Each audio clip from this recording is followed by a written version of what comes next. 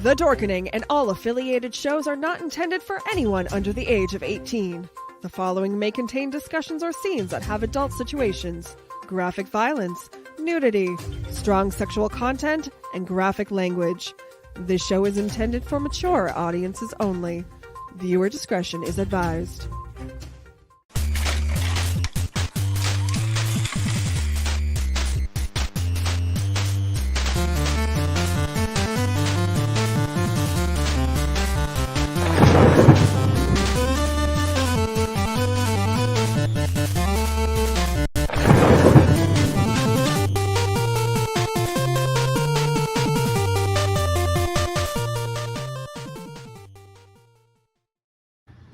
And here we are. We are now live for another episode of the Wicked Horror Show. And with us today, we have Given. What's going on, everybody?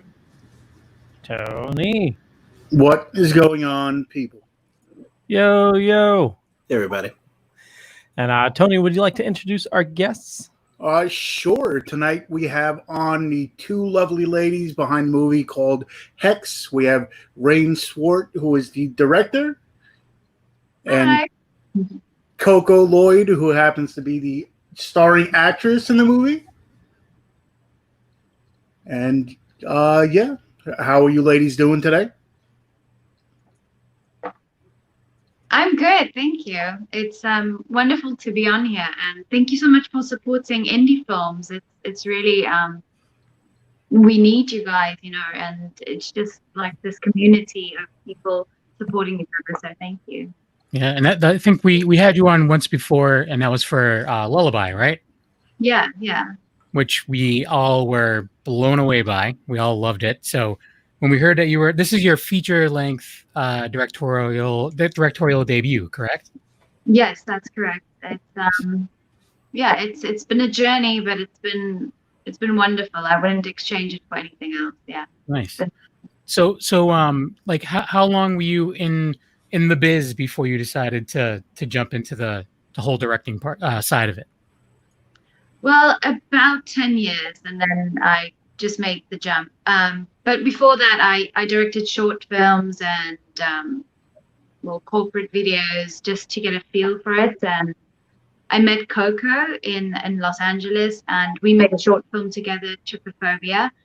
And we talked about a feature film, and we both decided, because we worked so well together, why not make a feature film? Let's just try. And we got amazing people on board, Marie Molefe van Yerden and unravels, which is great South African producers in South Africa. And I'm from South Africa, so I just knew a lot of indie filmmakers that would help us, and we all just collaborated, and yeah, it was great. Nice. So you guys originally met in California? Like you just met when you were looking for people for your short, you said? No. We actually met on a workshop that we did together, and we became friends. So we became friends long before we made our little film. Yeah. Nice.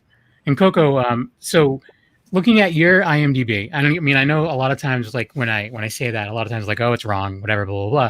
You've been you've been kind of in a lot of things, going back to even like it says here that you were on like X Factor and Expose. I don't know what Expose is, but I know X Factor UK. So what's the story behind that? Yeah, so I've been doing music and acting ever since I was little. I think I had my first role when I was about 15, and then I did X Factor with a band when I was in my early 20s, I believe, and then did acting alongside the music, and then I got into another band in England called Nevermind, and that went to radio, and then I got dropped from that, so then I went back to acting again. But ultimately film is like where my heart is, and only the last 3 years I've started to love the other side of it. I never really touched the production side, more just writing, but only recently, the last few years, I've really come to love Nice. the whole production of a film. That's cool. Do you ever think you'll go back to music at all, or you think that you're done with it? I do it for hobby, I write still, but I mean, I was in the industry for over 10 years, and the music industry is tough. It's so tough. So it really is. Like, lots of shine. I think like the whole industry that you guys are in right now is also like really hard from what we hear. But yeah, music is equally as hard, if not harder. I don't know. It's really, really like, I don't know, like, because I did it for a long time too. Never got to that point where you were at, but it's something that I still enjoy, and I still play from time to time, but I don't play out anymore because I'm too old, and that's how things go. But with iTunes and SoundCloud, does that make it a little bit easier to get at least your music noticed? Or because now you got, now with like the two industries, you have the SoundCloud for music, and then you have, I guess technically you have like Vimeo for, movies. It kind of gets your stuff a little bit more, for those who have those sites, but that gives you a little bit more of a leg. Before, if you weren't around the area or whatever, they might not have heard or seen you. That now I get, back then they had GarageBand, if that's still, a thing. But now I guess it has a little bit more of a, like viewing or listening, I guess you want to call it. Yeah, now like when she blows up, like when her acting career takes off, then she can go back to music at the same time and be like, hey, you like that? You're a fan of her from this? Go listen to her music, and you'll be able to hit it from both sides, right? Oh, thanks, guys. Yeah. I love the publicity. Oh yeah, totally. So did you know, Reine? Did you know, when you were acting in Lullaby? Did you know that you wanted to take that next step, or did you know from, right in the beginning, you're like, I want to start acting, but eventually I want to get to that step? Because we had some people on, like other guests on that, starred in stuff, and they didn't know they wanted to direct until, they got a certain role. But did you always know you wanted to direct something?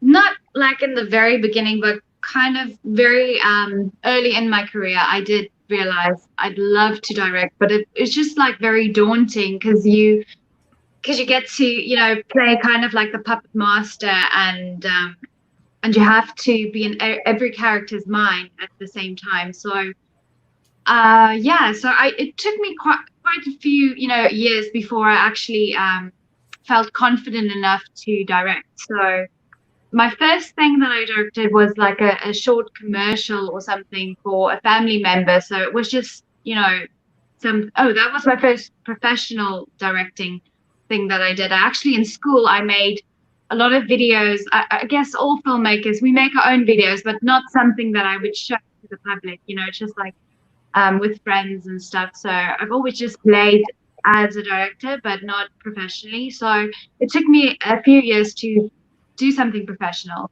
But yeah, no, quite early on. And then I think, but I'm not saying for me personally, because every director is different and unique. For me, it really helps that I did act in a lot of different things. I acted in a surf film and a zombie apocalypse film and the Lullaby. So I've done a lot of characters. So for me personally, it's helped me as a director to understand where the actor's at and where their mind's at and how to help them and develop their character. And yeah, so that's me. Cool. So do you want to maybe tell us a little bit about Heks? Because IMDb doesn't really go too far into it. We don't want to get you to give too much away, but maybe talk a little bit about the story and maybe about Coco's character. Okay, yeah, no, sure. So Heks is a story about Coco. She's the lead in the film. She's Delane, and it's about this girl who unravels her late mother's mysterious past, and this leads to a South African witch doctor. And in South Africa, she gets caught in this hex. So the title of the film is kind of ambiguous because in South Africa it means witch. So there's a witch doctor, and then hex also means curse. So it's just we're playing a little bit with words, and we've made it a little bit more artistic at stages. So I hope that the audience is going to see some scenes and stuff that they haven't seen in other films. And I know that's just almost impossible, but yeah. So we with what we've had and the team, yeah, we made it a little bit more of an art house horror, and with a storyline following Delane's tragic story. But yeah, Coco is so beautiful on screen. You'll see she's like an ethereal beauty. It was just magical to direct her, and she's a very natural talent. She's a very natural actor, which I really like. I like it when people are very subtle in their acting, and you don't have to. You get actors who can act big and it's great and stuff, but for me personally, I love it when it's a little bit more authentic. Yeah, if that makes sense. Oh yeah, totally. It totally does. Like, I don't know. Yeah, I agree with you. Like, if you watch like some of the older, like even like a lot of old black and white horror, it's very theatrical and over the top. But it's like that's not how you talk when you're talking to your friend. Like, you want it to feel like you're actually like being nosy and like, oh, I just overheard this. I don't know why I'm hanging out in their house, but yeah, it's but yeah. I mean, no, that's cool. So, Coco, like, can you maybe talk about like what you like, where you pulled your influence for the role itself? Was there anything that influenced you as to how you were going to portray the character? I mean, obviously I drew from method, but I mean, it was really nice to work with Reine just because as a director, like me and her were friends. So her vision, it was really easy for her to portray that to me, having written the script, because we were very comfortable with each other. So she sort of let me have free reign on what I wanted to do with it. But it obviously helped being English and going to a different country, and I have a lot of experience with that myself. And then the grief side was just really easy to draw on my experiences too. So yeah, I mean, it helped as well that Marianne, who played my mom, she was just so amazing as well, and I felt like I already knew her and had a connection with her. So it was just a lovely group and a lovely team to help everything come together. Nice. Well, we do have the trailer for Heks. Should we play it? Yes. Yeah. So I want to let everybody know that we have a bunch of information in the show notes down below or up above, depending on where you're watching or listening to us. All the links for our guests and also the Lullaby. We'll talk about that a little bit later, which is available now on Amazon Prime. A link to that as well. But here we go. Here's the trailer for Heks.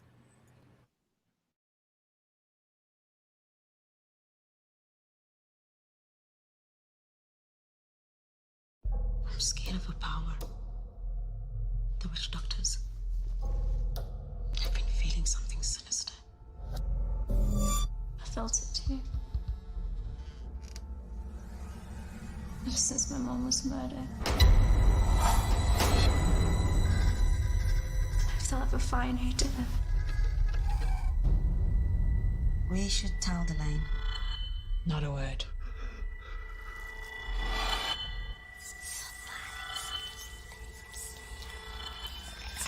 She told me she got rid of everything.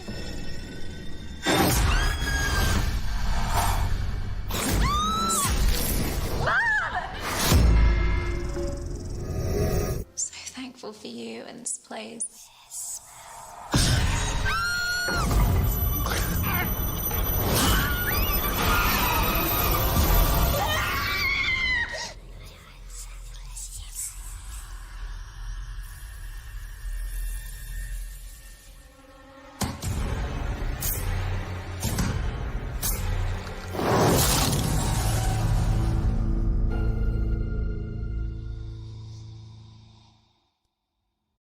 I'm sold. Yeah. That is an amazing trailer. When can I see it? Like, so when is Here's my money. Just yeah. I know it says it's in post production now. So is there any ideas on when it may be coming out? Yeah, no.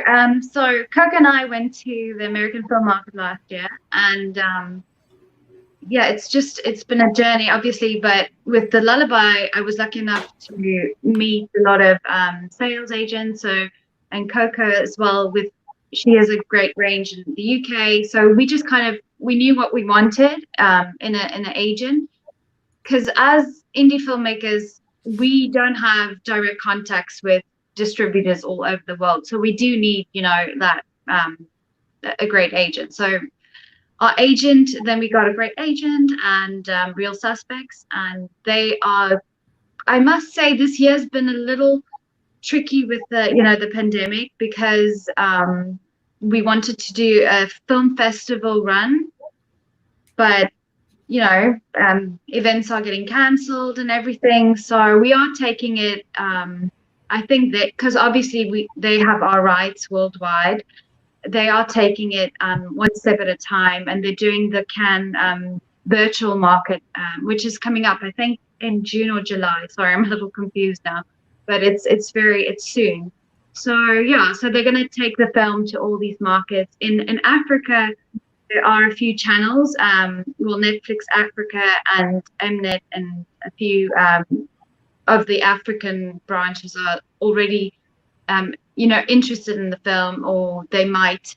So everything is it's taken a pause at the moment because of the pandemic, because everyone's just panicking, and they're like, they want to put their money into their own productions first, and so we're taking it slow. We want to do film festivals, but it might not be something that would be great. So I don't know. It's a confusing year, but it's a weird time for everybody, and it's there's a lot of I don't know, a lot of new hurdles for people, it's tough. I mean, I guess it's tougher for people to make movies now too. So it's like they're talking about reopening some movie theaters, but it's like, all right, we got nothing new though. Like, we're just gonna go see some old movies, and I'm gonna go because get me out of the house. But yeah, I mean, how many movies got delayed from even coming out? So right. I'm sure they still have a whole lot on the docket. But there's also a lot that they're just releasing early digitally.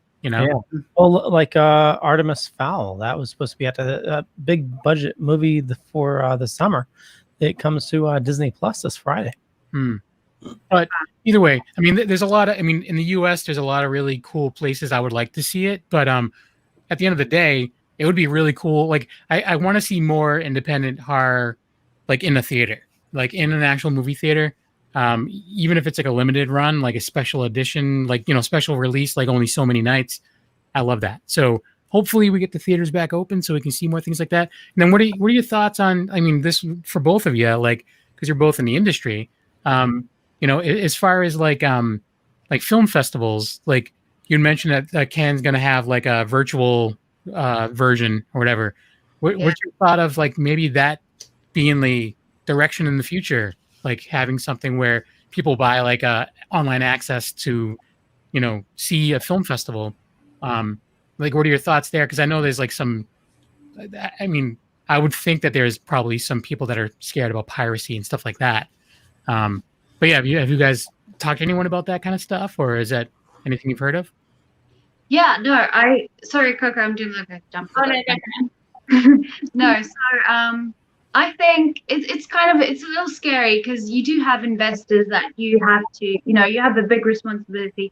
And Coco's a producer, so she can go into that a little bit more. But we all feel responsible that this product, we need to get it out there, and but film festival wise, I know this will open a lot of doors in the future, there's virtual markets and everything, and then we can do it from anywhere, but it kind of takes away from the community coming together, and, because now people are not going to pay flights. They're going to be like, no, I can stay at home, because it's obviously going to save them a lot of money. I don't know. There's just a thing with human connection. If you're meeting someone in person and you're selling your film, whereas I don't know. I think it's impacting a lot of indie films, because a lot of Warner Brothers, they don't have to go to all these festivals because they have a great, they're a big company. So I think I don't know.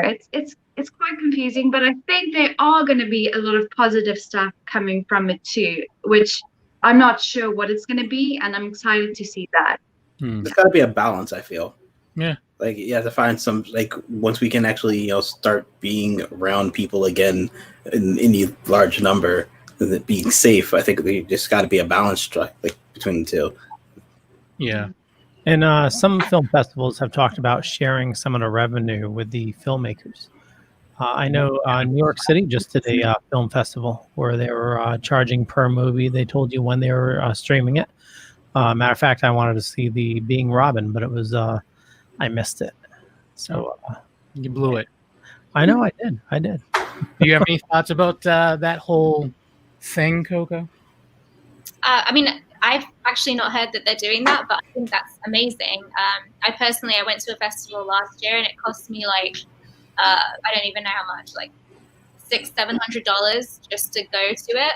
So the fact that they're doing that for the filmmaker and making it a little bit more accessible, or even if you live close by, it's just like a, you're helping us by screening our film, but to add that on top is just an amazing thing, because as you know, like, all the money gets put into making the film, every single penny, everything you have, it goes into the film. So to have a little tiny something come back is just really great. So Yeah. I appreciate that. And I also think, like what Reina was saying before about people wanting to go to in person to a festival, that's important, I think. I mean, I would hate to see it all become virtual. So much of our life now is virtual, and it's only going to become more so with the pandemic and everything. It would be great if you could just go back to some sort of normality and be able to go and see these films in person with an audience around you and experience it like that.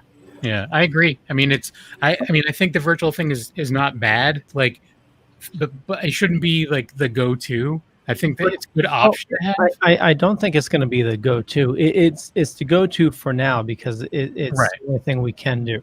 But once there's a vaccine, everybody's going to be so crazy to get outside. So, I foresee, like, next year conventions are going to be insane. Film festivals are going to If they even make it, though, that's a problem. If all these conventions are so small and they miss one season, I mean, So they have a some of fun these- thing another year. some of these things might not be around. I mean, then you'll have like the big three. But talking about film festivals at this point, I mean, I guess it's I don't know, catch-22. Is that what you call it? Where you're talking about piracy and all this, but a lot of the times, a lot of these fans, they don't get to see these films at the film festival. Sometimes they don't come out. Sometimes they do come out to a limited run. But if you have it virtually and people actually pay to get into it, maybe you get a lot more eyes on it. It would be cool to have, a lot of people, or do it both, where the film festival is here, but then you do have it a separate virtual where people can tune in and be like, oh, now I get to see this, because we said it many a times where unless you're in California or New York or these big markets, you don't get many film festivals, and in small parts of New Jersey or Connecticut or Massachusetts, you have to go to these. So you have that option of, either flying there for, which I'm sure it's cool. $100, like she was saying, Going to conventions is awesome too, you know, just the interaction. But if you do open up that second option of being able to, okay, I'll sit at my house and I'll screen, you know, virtually the entire film festival, it'll open it up to just that extra market too, I guess. Yeah. I don't know. We kind of went off subject, but hey, whatever. Yeah. I brought it up, so I'm sorry. It's okay. How dare you? Well, you know what is on subject? Deadly Grounds coffee. Exactly. So speaking of, you know, paying for things, you know, Deadly Grounds, they definitely help support the network. The best coffee you're ever going to have. Kevin, did you get a restock? I haven't. I mean, I still have a bunch of Hell's Fury and Maple Walnut, so I'm living off of that. How many bags do you have now? Like 55? I only have 2. No, Leo. No, I got 19 downstairs. Mostly pumpkin and witch's brew and some chocolate. What other Karen? All right. So you're going to play the ad or what? Yeah. Okay. So, you know, now's the time, you know, you're supporting local artists, but also support local businesses. Deadly Grounds Coffee is a roaster right here in Connecticut. Here's a zombie talking about coffee. Everyone thinks because you're a zombie, you don't know good coffee. Well, they're wrong. There's only one brew that gets my seal of approval. Deadly Grounds Coffee is my guilty pleasure. The aroma is so intoxicating. It brings all of my neighbors out of the woodwork. Deadly Grounds Coffee. Coffee to die for and zombie approved. It's good to get a little deadly. Use the front door! Oh, they're so disgusting. That's coffee. Yeah, it is. Best coffee you'll ever have. Well, all right. So, was it easier to direct knowing each other? Well, Reine, was it easier directing Coco because you knew each other beforehand? Like, is it easier or harder sometimes if you know the person? Like, I don't even know how to word the question if I'm wording it right. But No, I understand your question. Yeah, no. I would say it wasn't because we knew each other, and Coco's very good with taking direction, and we've worked together before. I don't know that we're friends. It didn't make it any difficult, you know, more difficult anything. But sometimes I agree, when you do know someone and they're a little more sensitive and stuff like that, it can be more difficult. But I don't know. We had 15 days, and I'm sure all indie filmmakers say this. You don't have time to think if someone's like feeling bad or anything, not to be rude or, you know, just like you have to get things done. So, but I think I was kind, you know, I hope so, but I do like a good pace, and I do know that obviously safety first and all that as an actor.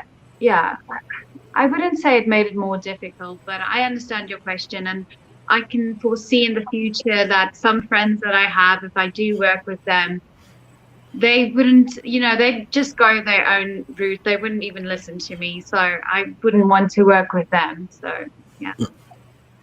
Mm-hmm. Mental note. Now, knowing that both you know, weren't from the U.S. to begin with, did that make your bond a little bit more like tighter? You know, growing up somewhere else, and it's a new environment. Well, I don't know how long you both. The only other one that was from somewhere else when we went to that workshop. So straight away we just sort of magnet together. Yeah, that's true. Yeah. Because it made a little bit more, I guess, easy. I guess knowing that, you know, now you have someone that's almost exactly like you, like not from here, you know, born here. How difficult just because they're not born here doesn't mean they're exactly the same too. But they have like the common thing where they're denominator experience. Yeah, exactly. But so Coco, we love your country there. We love it here. That's true. It's great. Yes. I'm just kidding. It's not. Great. Whatever. It's not great right now, but we will get up there. Hopefully. It's not great back in my country either. I mean, yeah. Say it's not like it's any better. Right. There's no place that we can go where it's just like, oh, it's awesome here. Let's all just right. Everywhere's got issues. But so we talked to Reine about working with you, Coco. Do you have any thoughts on working with Reine as a director? Like, you've worked with other directors. How does she, meet up with some of these other directors? She's terrible. No, I'm joking. Oh man. She was great. She was so great. she's like she's firm, but also she has a way of explaining something that makes it seem, you just understand what she's saying when she says it. But she also lets you have a lot of free reign, and that's what I think is nice. Whereas some people, they have such a straight vision that they don't let you sort of take your own take on it. So she lets sort of go my own way, and if she didn't like it, then she said something. But at first, she'd always let me do my thing first. Nice. Now, Reine, you wrote the movie as well, right? Yeah. So I had my sister consolidating me and helping me, because we grew up in South Africa, so we're very familiar with witch doctors, and because it's a thing in South Africa. You get witch doctors and you get sangoma, so that's kind of different. Sorry, now I'm going into all of that. Sorry, I just find it so fascinating. It is interesting. So it's. I mean, we've seen witch movies, we've all seen witch movies, but I don't think I've ever seen one based out of South Africa. So I mean, it's going to be a twist that that I haven't, a story that I'm not familiar with. So I think that'll be good. Yeah, no, hopefully, because we've heard scary stories, because a lot of people we know, they don't go to we call Western trained doctors. They go to witch doctors who do black magic, and that's still a thing, and I have to be respectful, because that's what, some people go to, witch doctors. But sometimes you get, so some gomas are traditional healers. They're more like herbal healers, and just use their own medicine. And then you get witch doctors, who people say it's two different things. So witch doctors do black magic and just scary stories. I'm not superstitious, but yeah, it's amazing stories that we've heard, and I just kind of tapped into that, and just writing something that I'm familiar with, and that's awesome. No, I mean, I legit I do reviews with one of the other guys that used to be part of this show, and we just did a witch movie that we'd never heard of. I was like, we don't see original witch movies anymore, so I know he'll be right on board with this one as well, because it's just different than even just the short trailer. It looks different than anything that I've seen, and I'm not super into witch movies like he is, but I'm sure he's completely sold on this as well. But yeah, it's a good twist, and it looks great as well. It looks very professional. It's weird calling these low budget independent movies. They don't look like it. No. With the technology that's around nowadays, as long as you know how to use it. Well, that's the thing. I mean, is having the technology, and also having the smarts to, or having people work for you that know the smarts, so they know how to do it. They know the smarts. Huh? They know the smarts. Oh, anyway.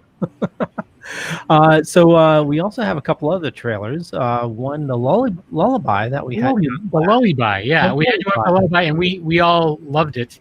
Now, how did that? So you said it's on Prime now, Leo? It's on Amazon Prime right now, and I got a link in the show notes down below or up above. And it's definitely worth a watch for sure. So when we had you on for the show, that was right around when it was coming out. How was when it came out? Was there were you surprised at how well it did, or did you think it was going to do better? Or I had no idea. I just it was a dream come true for me to work with Daryl Druitt. He's a famous South African director, and I think 10 years before that I was like, please, I want to work with him, and and 10 years later I worked with him, so that was kind of a big blessing. I loved working with him. So that was a good milestone for me, just working with him. So I wasn't sure, because I'm very critical about my own work, seeing yourself on screen. And Coco can tell you a bit more about that too, because seeing yourself on screen, you're critical. So I saw the screener and I was like, let's just see how it does. I'm just privileged to have done it, and I gave it my all. So I hope Well, it people scared appreciate me. Scared the crap out of me. So I don't know. I didn't think. Maybe I thought it was gonna. I didn't think it did better than I thought. Yeah, so that's good. really, well, yeah, I've always wondered that too. If you go into a movie being like, I just made this movie, it's the bomb. There's nothing wrong with it. Blah, blah, blah, whatever. You're gonna, that's kind of, you want to be confident, but at the same time too, you have to be realistic. So I'm wondering if is that so, Coco? Like, you've been in a bunch of different things too. Is that your kind of outlook too? You're like, maybe it'll do all right, whatever. Like, are you always kind of second guessing yourself when it comes to stuff like that? Always. Then, I mean, I think that you do it. You don't really do it for it to be successful. You do it because you really love doing it. And then if it's successful, it's just a bonus, really. So yeah. Reine, would you like to introduce the trailer? Oh yes. Please have a look at the Lullaby, and in South Africa we call it Simbamba because that's a really scary lullaby in South Africa. Enjoy the trailer.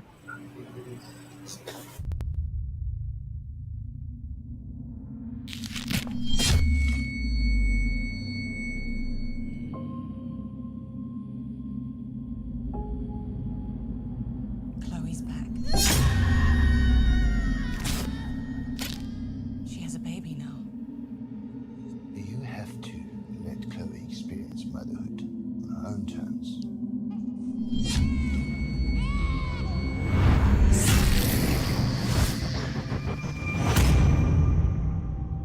I'm scared.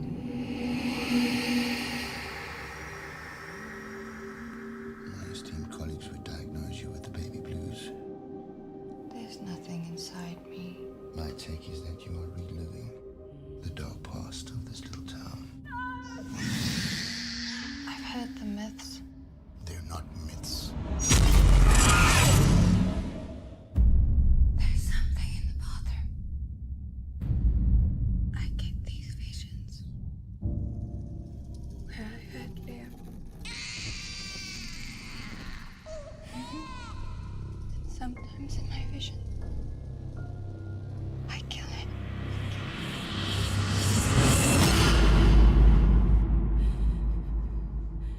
And it makes you feel good.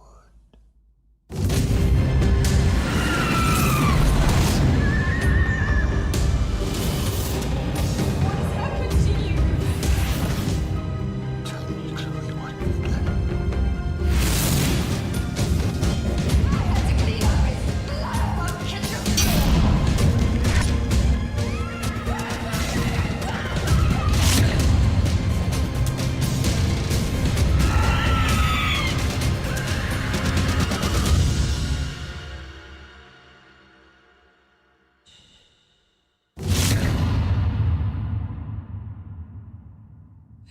I'm so sorry.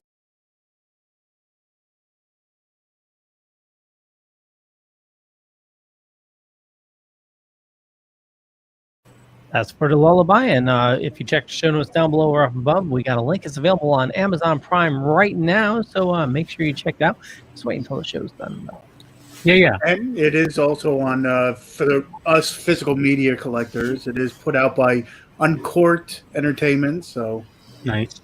right there. So if you're looking for the physical copy, because now it's a whole debate, physical and digital and all that stuff. So I definitely need to rewatch it. It's been too long. I was just like, oh yeah, I forgot. I remember that I really liked it, but I watched so much stuff, and now it's just like, all right, I need to. any excuse is better than none. For real, exactly. I'll have new windows. No one can hear me scream. You know how it is. That's the strength of those things, Yeah, exactly. So go ahead, Tony. I was going to say, so you two worked together on a short film before this, before Heks, of course. I'm going to butcher the name, so if you want to, if you guys want to mention it, because I'm going to butcher the name. No, just say you try it first. No, I don't want to. That's not how you say it. Triophobia. I told you I was going to butcher it. You go, Coco. You tell them. it's called Tripophobia. It's kind of an anti-bullying drama, very modern day, and it's about Tess, and she's got this deformity, but when she actually gets what she wants, which is to fit in with everybody else, she realizes that that's actually not what she wants at all, and she was much happier when she was herself. Nice. That's you said it's what's the actual phobia? Like what is it? Trypophobia. And it's the fear of holes. That's weird. Yeah. It's actually irregular holes all together. That's what the fear is. It's like a sponge, where all the holes are regular. Oof. I don't know. That's different. I don't know if I'm afraid of holes. I'm afraid of falling on one. You know what? Since we got the trailer right before the show, why don't I play it so we can all see it and we can talk about it afterwards? I'm afraid of holes. All right. Here we go. Yeah.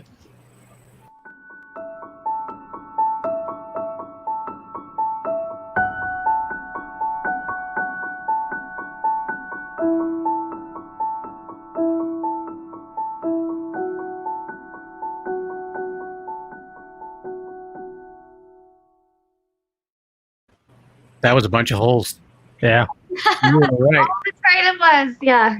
We were like, I can tell you right now, though. I can tell you right now. It's just like you see that and you're like, "What the hell is this? I want to see it." Right? It makes you want to be like, what's going on here? Like, is this the movie version of like Dr. Pimple Popper, or like what is? That's awesome. That's what it should have been. It could have, yeah. It's like how it started. I don't know. But yeah, that you said that you made that in a day. That movie. Yeah, it was 1 day. Wow. And how long is the short? It's like 7 minutes, right? 7 minutes. So it's a nice quick watch. 7 minutes. How can people see it? Is it available to see anywhere? I did the festival run last year, but I think we're going to put it up somewhere, right? This year, somewhere on a platform. We haven't done it yet, though. Yeah. Very nice. Yeah, be on the lookout for Face Full of Holes. Yeah. Looks like the makeup would have taken at least half the day. Yeah, for real. God, that makeup. I still have nightmares about it. Motorcycles. Yeah. So you guys also have. I was going to ask Reina. I was looking at your IMDb. I was going to say, are you done with acting, or are you just going to be directing now? But you do have some other stuff in the works. What else do you have in production or coming up? Oh yeah. No. So on your first question, I'd love to. Obviously, I've acted in so many things, I feel, but independent and a lot of stuff in South Africa that I love doing it. So I'd love to continue, but I do want to craft myself in directing and hopefully build a stronger career on directing, and at the end only focus on that. So I do want to craft myself to become solely a director. So hopefully. And then, yeah. Oh, what was your other question? I was like, my mind. The other stuff that you have in the works right now, like what other projects? Yeah. So I acted in Triggered. It's a film by Alistair Orr. He did The House on Willow Street. I don't know if you're familiar with that film. It's actually on Scream Factory released it. Oh, nice. Okay. I think I have it over here. Talk and I'll find it. Whatever, braggart. Hey, listen. You could talk. I'll show everyone after. We believe you, Tony. You can I'll get it. But anyway, go ahead. Liar, he lied about it. So you said you have, what is that one called? The one that you have coming out with him? Triggered. And what is that like? What's the genre of that? Is it like a horror movie or no? Oh, it's a thriller movie. So it's about it's almost, I would say, Hunger Games, maybe, kind of like that. Like yeah, but I don't know how much I can give away, but yeah, that's a new film coming out. I don't know what is soon. Yeah, but I know it's tough to say. Like, when are you coming out? Like, I have no idea because the world's falling apart. I don't know. Exactly. Whenever someone puts it back together again, I'll let you know. What about you, Coco? What do you have in the works? I mean, I would actually love to do some more stuff on the other side. I've written in isolation about 5 different shorts, so I'm hoping to produce one of those. I was trying to be productive during my time of nothing, so I'm back to auditioning now, which is great that the acting community is starting to get back up and running. So So before that happens, I just like to get some more production under my belt. Yeah, I mean, it's I can't imagine like especially like you know, if you're not like a big Hollywood, you know, like actor that's in like all the like the big stuff.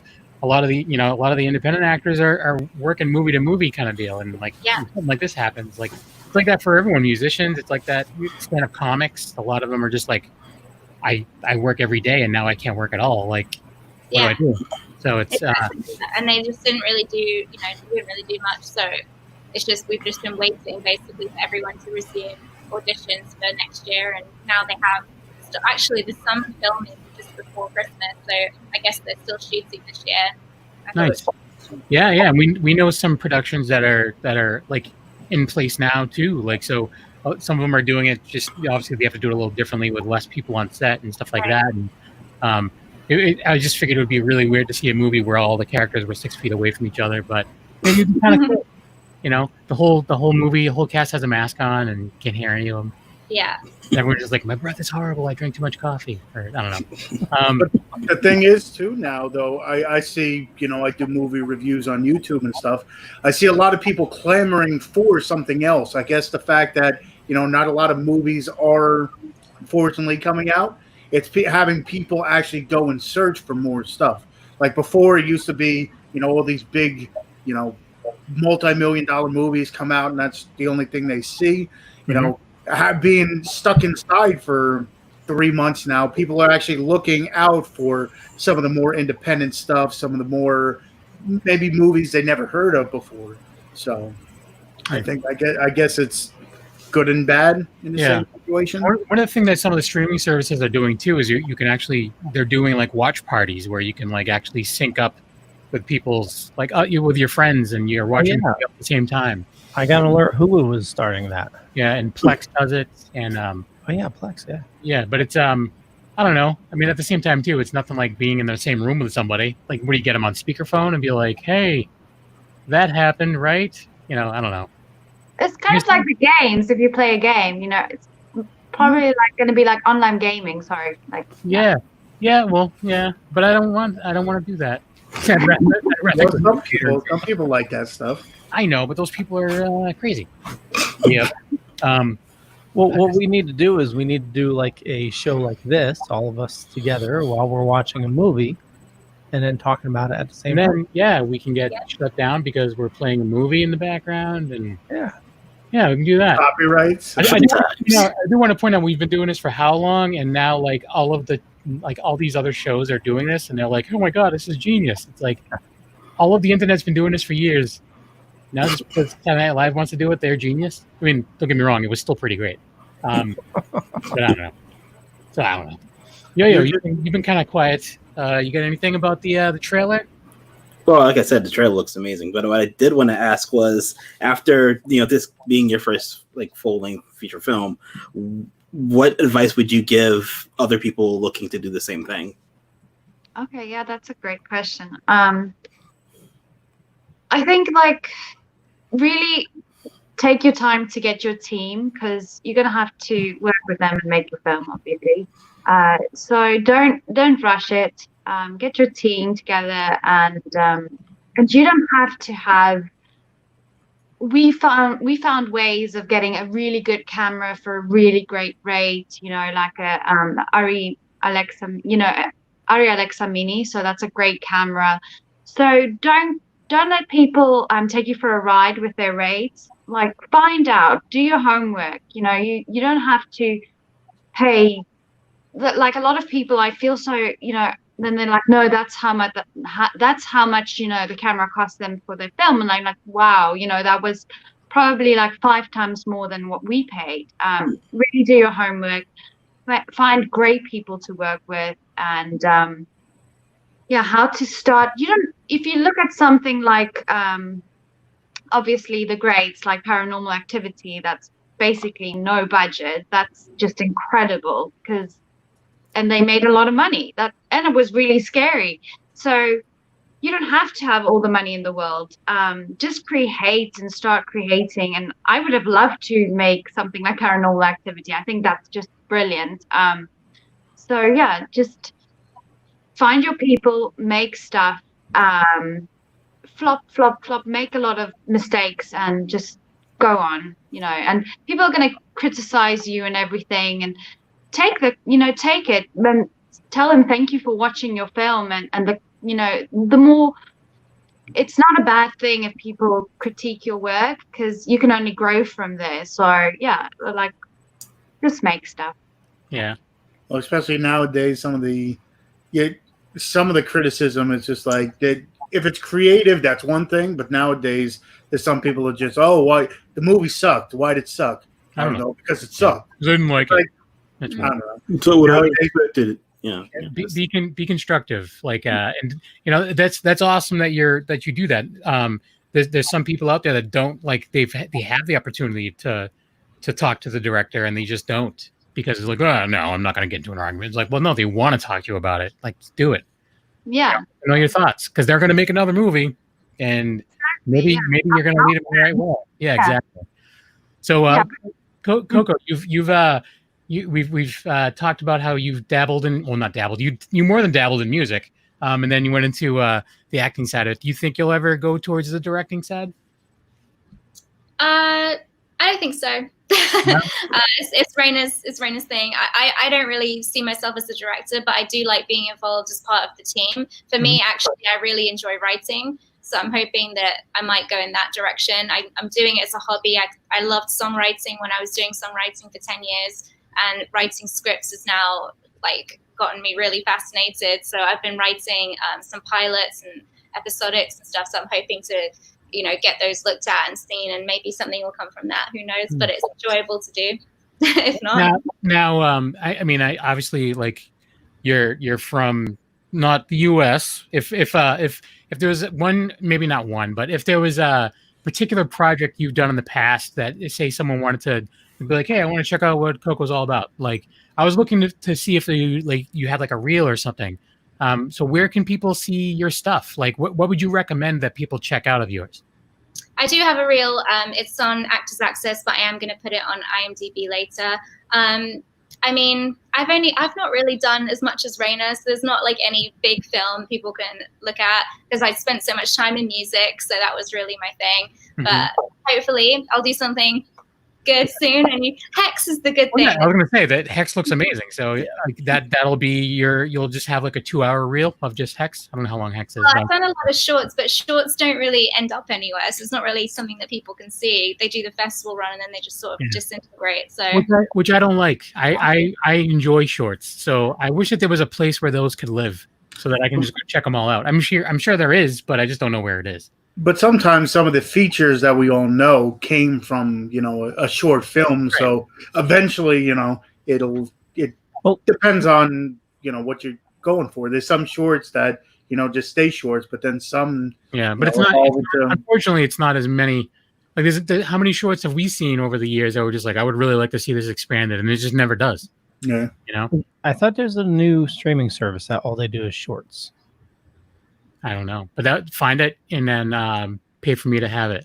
Yeah, no. All right, I tried, guys. I tried. I'll send you a link though.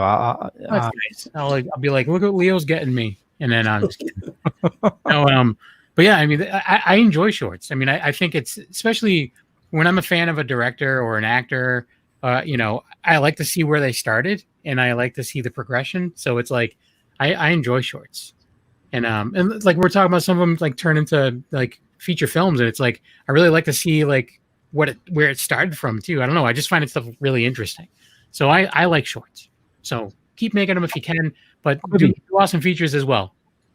It's called Quibi. Oh, Quibi, I've heard of Quibi. Yeah, it's just short.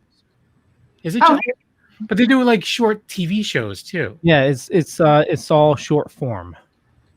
Yeah, that's not. I mean, you would think that they would, seize on the moment of what he just said. Like, hey, there's a lot of shorts that have been around that like don't have a home. Right. That'd be an awesome. There should be like a section of like Shudder that's just shorts, or Netflix is just shorts. That would be awesome. A company like Quibi, who's been struggling, could refocus on doing something like they've spent $1 billion on like getting big names in there to do 5-minute TV shows. Like they did, they rebooted all of Reno 911. The whole original cast is there, and they're like 10-minute shows. Anyways, I'm not gonna complain. That's kind of cool. What was that? No, I haven't QB, right? I'll Yeah. have a look at that. That's kind of cool. Okay. Yeah, I like the idea, but I think now that it happened, I think it came out right before the pandemic, so it's like everyone's now like sitting there and be like, I'm gonna watch everything like in full right now. And now it's just like, here's a bunch of shorts. Like, I don't know. They're just Yeah, they have like a season of one show with like Jennifer Lopez that the 10 celebrities go and gift money or something. I'm like, okay, I'm gonna stream this. It's like 40 minutes later, I'm like, I just finished the entire thing. It's like, you stream stuff on Netflix, at least, you get a 10-hour span. Yeah. QB, it's like, oh, okay, it's done. It's not even an hour. I need something else to watch. Do you have any like streaming service in the US that you would like to see Heks like pop up on? Like, do you like if you in a dream scenario besides Netflix? I mean, Netflix is the thing, but do you have a Shudder? I guess that would be great. Shudder would be sick. I love Shudder. I check out Shudder almost more than I watch Netflix. I love Shudder. Actually, really quick, I know Yo-Yo has a hard out, so why don't we get your info, Yo-Yo, so you can start your traveling. Boy Meets Phone on Twitter, Instagram, Facebook, and YouTube. Yo St. Laurent in the same places. And of course, check the show notes for all the information about our guests, because they're awesome. Yes. And will you be with us tomorrow, Yo-Yo? Yes, I will be. So, of course, we'll be there for the Dorkening on Wednesday. Nice. Well, it's good to see you, Yo-Yo. Yeah. Always great to see you guys. Yes. Great. Thank you guys for being here. Unfortunately, I do have to head out of Worcester for a little bit. So lucky. All right. Yeah, I know. All right. Well, yeah. See you guys. Travel safe. Thanks. Bye. Bye. And then there were 5. I love that. No scrambling to fix the cameras or anything. It just. But I remember you said that about the one program, and then you're like, oh, it doesn't, nothing happens, and then you're like, oh, damn it. Because I spent friggin' $1,200 for the app, and it didn't really work. Is something we can talk about after the show? Yeah. Yeah. So anyways, we have guests, and we're just talking about program. So I know, it is just about that time. So definitely check out Lullaby on Amazon Prime. I highly recommend it. I didn't even realize it was there. I'm adding it to my queue. And I have a projector, and I'm going to watch it on the big screen. So it'll be fun. And then, and then obviously, where can people go to like find out more information about Heks, like when it's going to be out, and where people can see it? Like where would be the place to send people for that info? Coco as producer, maybe you can tell them like social media and stuff. We have Instagram, Heks Film, also Facebook, and you can stay tuned for all the updates. You can rewatch the trailer, and we'll post everything on there. Real Suspects, our agent, also has a lot of information about the film. Nice. Yeah. And Coco's a great producer as well. She's the producer of the film too, so check her out. And and hire her if you're looking for a producer. I don't know how that works. Yeah. No, I don't know how that works. Hardworking and just amazing to work with. And I was going to ask to Coco before we go, if someone wanted to check out your music, I don't know if that's something you would where can people go to check out what you did in the past? My last EP was called Wide-Eyed. My group was called Nevermind, and that's still on iTunes. Sorry, my EP, the last one. It's also on BBC Music, and that would be the most recent project you can check out. Otherwise, YouTube too. Nice. I'll check it out. What's the genre? Like what style of music? Can you guys hear me? Yes, no, maybe. I hear you. Everything's cut. Oh, you can't hear me? I can hear you now. Oh, you can? Okay. I was asking what the genre of music was that you were playing. Oh, it was indie rock pop. So it was a little bit Portishead, like very dark indie. Oh, nice. That's cool. I'll check it out for sure. Would it by chance also be on Spotify? It was on Spotify, but we took it down ages ago when the band split up. But I can send you all the links. Cool. Nice. We'll put that in the show notes, and then I can put it on the audio podcast as well. That's where to find it. Yeah. Cool. So, do you want to do the rundown, Leo? Yeah. As if you're watching us live, I've been putting stuff on the screen. So definitely check out the show notes down below or up above, depending on where you're watching or listening to us. Some awesome links there. Also, Lullaby is available on Amazon Prime, or you can buy the physical media as well. Definitely an awesome movie. We hope you check it out. And also check out our awesome guests. Every single show is brought to you by the Dorkening Podcast Network. So head on over to thedorkening.com for all the shows on network. And we will start with Coco. Where do you like people following you? You can follow my Instagram. It's called I am Coco Lloyd. Okay. Reine, same question. Where do you like people following you? Well, yeah, Instagram, Reine Swart, and I'm on Twitter and Facebook as well, just Reine Swart. It's my name and surname. Awesome. Tony. You can find me at Tony Has Nine Fingers on YouTube, where I do movie reviews and show off my collection. Tony Has Nine Fingers on Twitter. Tony's Movies on Instagram, where I show off the movies behind me. And, of course, here on The Dorkening every Tuesday night. Kevin? A-Knuckle on Twitter and Instagram every Tuesday night here on the Wicked Horror Show, doing reviews with the 13th Wolfman over on the audio side. I'm also part of Secret Underground Hideout and Black and White Fright, all of which are on the network. So go check that out. And Leo? For me, just Google Leo Pond, and you'll find some stuff. Could be true, could be not. But more importantly, head on over to The Dorkening and also the show notes. Follow all these awesome people. And, Rico says Kevin is the worst, and then Sergio says Kevin is the man. Yep.